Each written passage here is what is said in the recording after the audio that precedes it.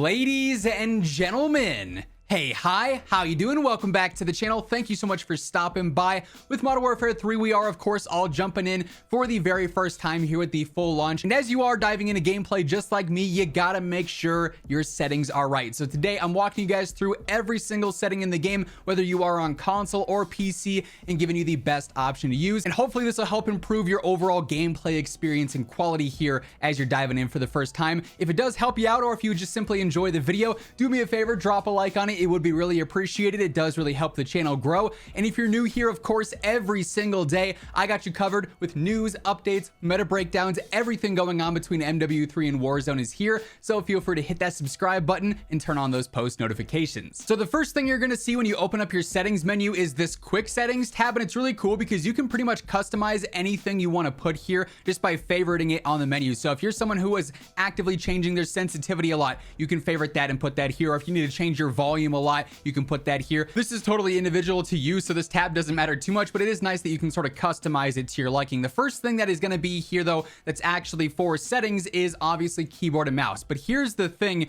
For the most part, keyboard and mouse is the most specific to you setting that we have in the game, because players are going to play on different DPIs, different sensitivities. You're going to have different keybinds. So really, with all the stuff going on here, there's no true best setting between these first initial tabs here for keyboard and mouse specifically. Now, there are some things that ideally are going to make your gameplay a bit easier. Airborne automatic mantle, having that as partial is going to make it so that you're not mantling mid-fight backwards and whatnot. But really, everything here between keybinds and sensitivity for keyboard and mouse is user specific. So there's no true best. But then we get into controller, and here there's a lot of true best settings because there are some universally just better options to have out of the gate. So initially with button layout, really the go-to here this year is to manually customize this however you want. There are a lot of cool like preset options, and for me, I use tactical just because the only thing I ever change is my thumbstick and my melee. I do have a scuff controller, so I can just go through and use my thumbstick to swap that out nice and easy. So that's cool and like efficient for my gameplay just because of slide canceling, and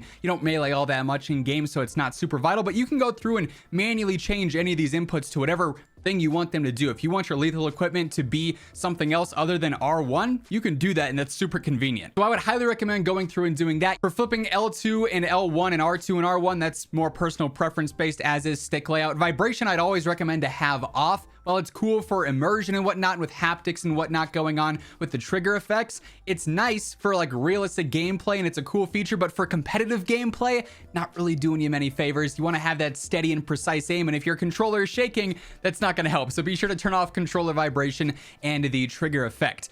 Dead zone inputs have a crazy cool update this year that we got to experience back in the beta, and this is fantastic because this will tell you exactly what your dead zones are. So for this, what you want to do is turn your left stick minimum down to 0 and your right stick minimum down to 0, and then turn the test stick dead zone on. And you can see right away with this, my right stick is already getting some input, even though I'm not touching my controller. So I need at least a 2 dead zone on my right so that there's not any input, whereas my left is okay. But you also want to make sure that you move your sticks around a little bit and see where they rest. You can see that my horizontal, now it says I have at least 2, as an input value there. So what I want to do to optimize this is just put my dead zone higher than those numbers on the screen there. So I've been running 3, 3 for each of these, and it's just worked fine. I don't have any dead zone or any stick drift problems there. And it's really nice that this is going to tell you exactly what your dead zone is specifically. The only other thing you want to change here is left trigger and right trigger minimums. Turn this all the way down to 0. That way you're going to shoot your gun or ADS the second that actuation point hits. There's no delay or anything going on there. Then we go into aiming here, and for sensitivity, it goes all the way up to 20, pretty standard in COD, and I've recommended this for years. Have something in the middle, because if you're too low, your aim's not going to be fast enough in close range fights to keep up with enemies running. If you're too high over long range, you're going to be too twitchy to stay accurate on a target. So personally, I run a staggered 9 and 8. You don't need as much vertical sensitivity movement in a game like this where there's very low visual recoil, so I have it slightly lower there, but 9-8 works great for me. Anywhere between 6 and 12 usually is going to be that sweet spot where most pros are going to play on as well. Now, sensitivity multiplier, I don't adjust anything there. Same deal with vertical access, that's more preference based. Same deal with attack stance sensitivity multiplier as well. Aim response, curve type, linear and dynamic are going to be the main two options you see throughout the year. Dynamic is going to be the most touchy and realistic to what's going on your controller and what you're seeing on your screen. This is again the same setting that all the pros play on, so dynamic's going to be the go-to there. Sense, multiplier, focus, I keep it 1. I do instant for my transition timing on that ADS sensitivity because I do use custom sensitivities for each different zoom distance basically. So I like to have a slightly slower ADS speed when I'm on my lower zoom optics. So my general low zoom I keep to 0.83. If you're trying to do specific increments, just plug in a keyboard and mouse into your console, or on PC type with your keyboard and mouse, and you can type in whatever value you want here. Otherwise it'll just be increments of 5, and that's okay. It's not going to be a huge deal, but it's something there to be a bit more specific. But basically I just increase this a little bit as I go up with the higher zoom, so I'm still a little bit snappier if I have like a sniper scope on or something. But then on a basic red dot or an MW3 or whatever the case may be, I'm going to be a bit more precise and a bit more accurate with my custom sensitivity settings there, which is super convenient. Target aim assist we have on. Aim assist type is still going to be Black Ops because this is going to give you the most broken feeling rotational aim assist. It's the easiest to cheese there. However, default is also going to be decent for that too. Precision and focusing I wouldn't really ever recommend, but we all know aim assist is super cheesy in COD now. Black Ops has sort of been the standard in years past, and that holds true right now as well. ADS aim assist only applies to the campaign, so that's not relevant here. Motion sensor or the gyro aiming I have off, but if you want to have that on, that's definitely something you have to experiment with on your own. There's no true best settings there because that's a very different play style that really is super niche. Then we get into the gameplay settings here, and there's a lot of very important things. So because the slide cancel is back, automatic tack sprint I feel like is going to be clutch. This is going to allow you to save your thumbsticks for sure, and with the tack sprint naturally refreshing as you sprint, it'll always kick in the second it's available there. Move forward automatically I have off. If you do want to start sprinting outright and you do press in on your thumbstick often, even with auto tack sprint, single tap sprint can be useful, but especially if you don't use automatic tack sprint, single tap sprint's going to be ideal there for getting that tack sprint ASAP. This is the sweet combo or trio, I guess, of having the best mantling settings. You want to have grounded mantle off, automatic airborne mantle is partial, and then automatic ground mantle is off. And that'll again keep it so that you're not mantling things mid-fight awkwardly while you're ADSing, and just makes it the smoothest from gameplay experience thus far. So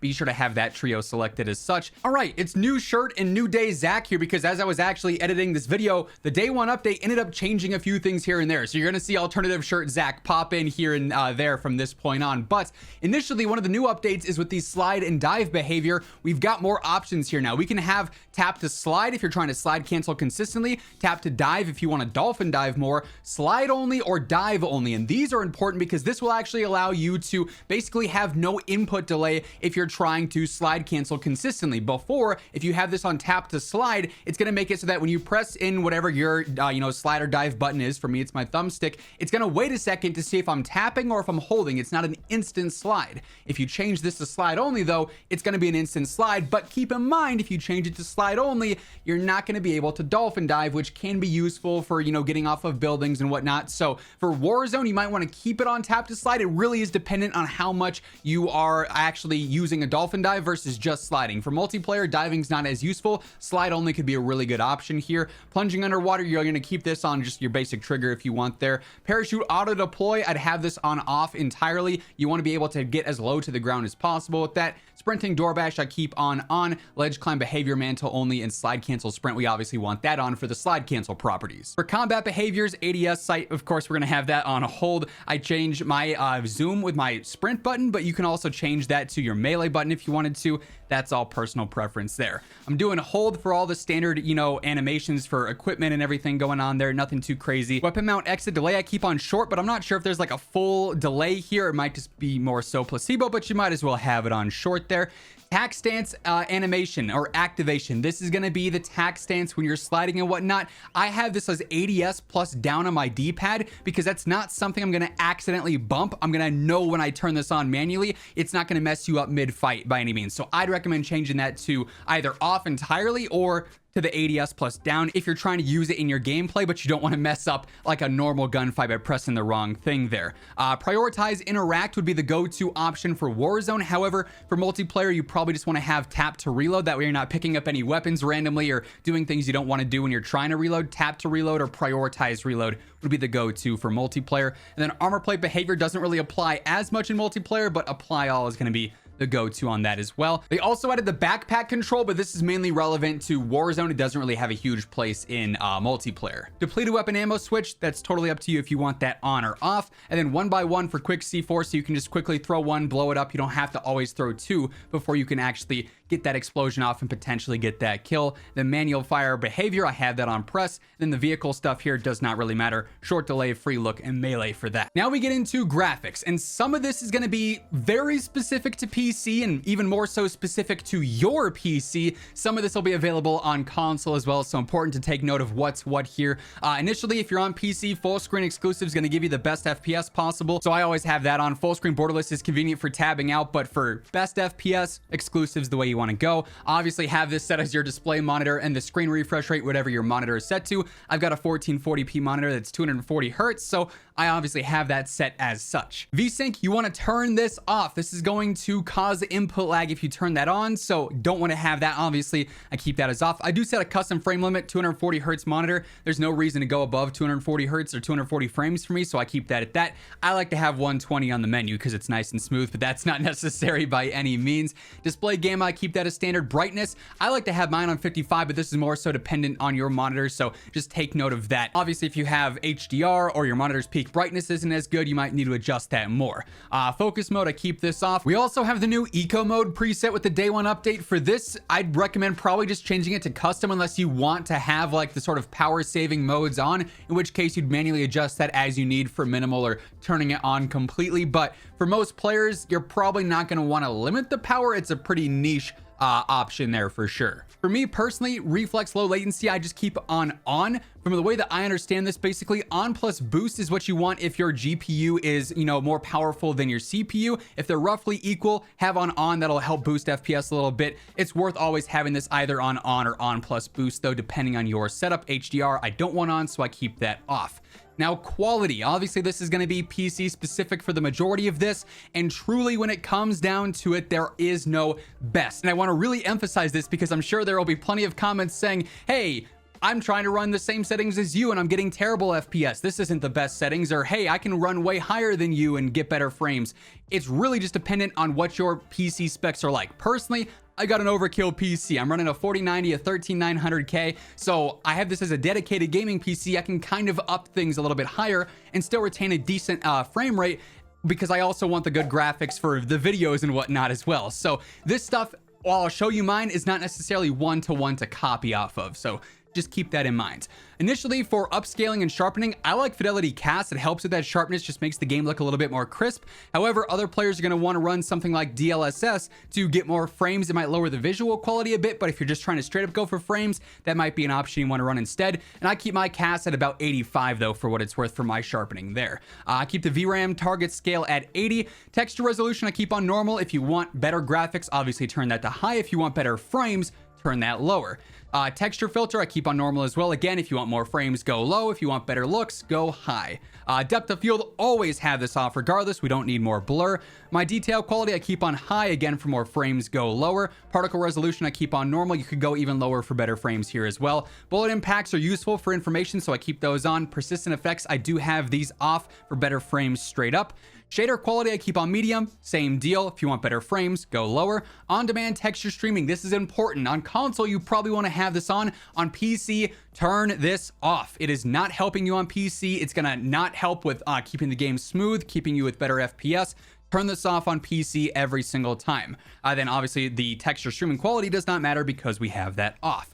Shadow quality, I keep on normal. Same deal, go lower if you want better frames. Screen space shadows, you can get away with low, honestly. High is definitely not necessary for shadows. They're pretty obvious regardless of what quality they're in, right? Ambient occlusion, I do keep on both. Again, you could change this based on the frames you want to get there. Please, please, please turn off screen space reflections. If you're looking at someone through glass and you have this turned on, it's going to be harder to see them. With water as well, it's just going to cause more things that have to be rendered, hurt your frames a little bit. Competitive and quality wise, it's just better to have this on off. Static reflection quality, I keep on high. Again, we could go low for better frames.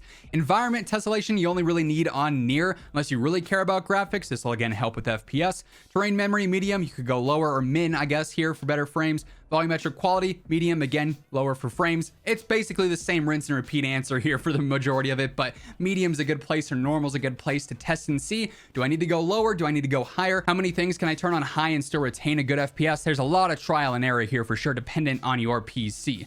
Physics quality, I keep on low. Weather good, volumes normal, and then water quality, I keep on the straight up caustics. Now, view is going to be something that everyone has, and there are some very important options here. Initially, field of view, I like 120 because I'm used to that with the nice movement and everything. Most people, though, between 90 and 110 is the sweet spot. 105, I see a lot of people run. It's worth upping your FOV, though, so you can get more information on your screen. And then affected for that lower visual recoil is obviously what you want to run there as well. Weapon field of view and vehicle field of view, I like on wide, although that's not really making a huge difference overall. It can help from time to time.